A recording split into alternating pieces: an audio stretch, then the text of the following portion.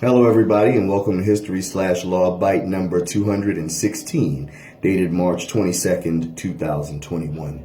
I'm Walter, your mobile historian and blue-collar scholar.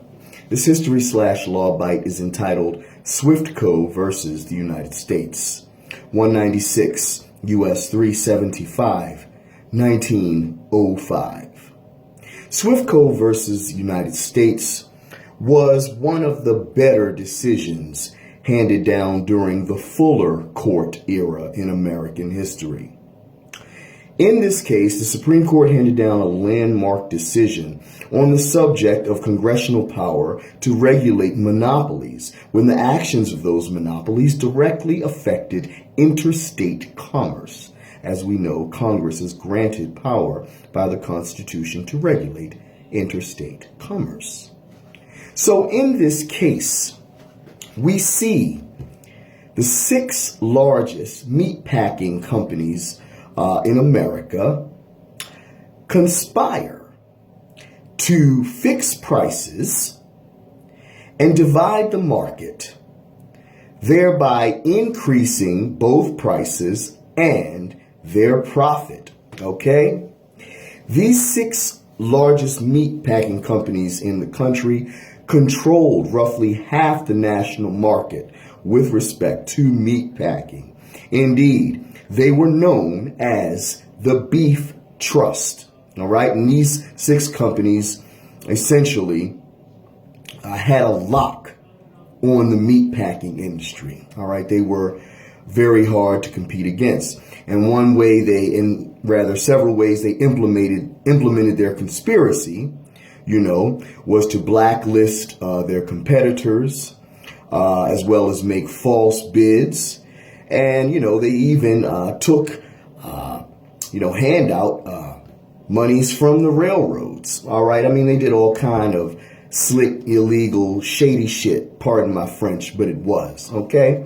And it was just wrong. I mean, wrong no matter how you looked at it. This is the early 20th century, the era where, one, two companies control the entire industry, the whole country, monopolies are no joke, folks. Okay. So in 1902, on the urging of President Theodore Roosevelt, suit was filed against the Beef Trust in federal court. All right. Pursuant to the Sherman Antitrust Act of 1890, which regulated the actions of monopolies. Folks, I know you've heard of the Sherman Antitrust Act of 1890. It's such a popular law, But indeed, it was enacted in order to regulate monopolies in this country and to ensure fair competition. All right.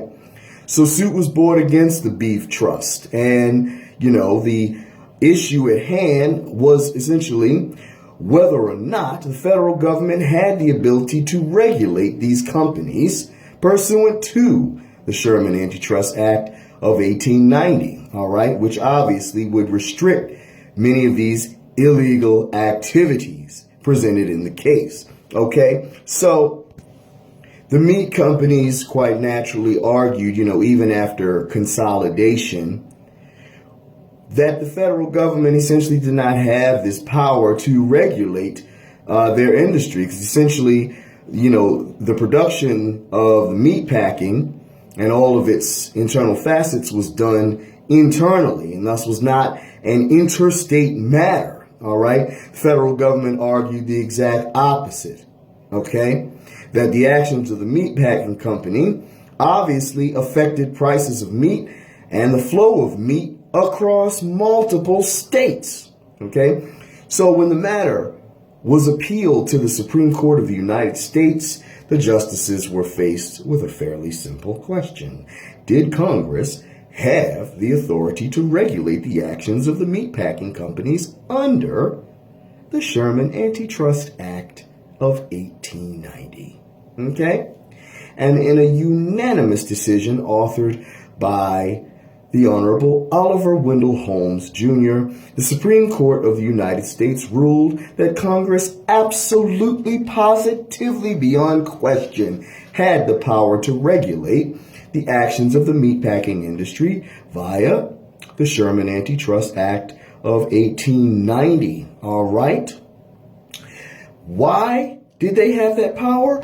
Quite simply because the actions, of the meatpacking company were part of a greater expansion of interstate commerce. Indeed, those actions were a part of a stream of commerce, whereby the products obviously went from farm to packing company to the retail stores, folks, and therefore it was crossing many state lines in the process, The stream of commerce, obviously, in going from farm to packing company to retail store, it's obviously crossing state lines. Things are being affected that directly connect with interstate commerce, And the moment it's going across state lines, obviously it's certainly going to be going across state lines, going from farm to meatpacking company to retail store, Therefore, prices are involved here, as well as profits, So this is obviously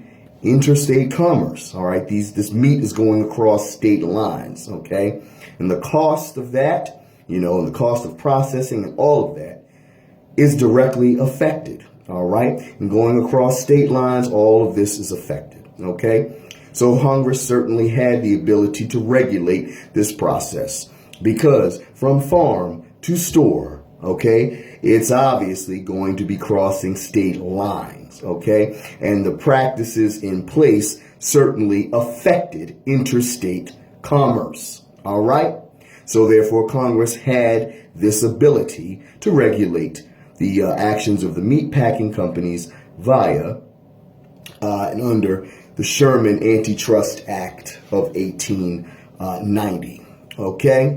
That act, once again, was designed to control the actions of monopolies. So the bottom line holding of the court here was that because the actions of the meatpacking companies clearly, affected state commerce, Congress had the ability to regulate them under the Sherman Antitrust Act of 1890.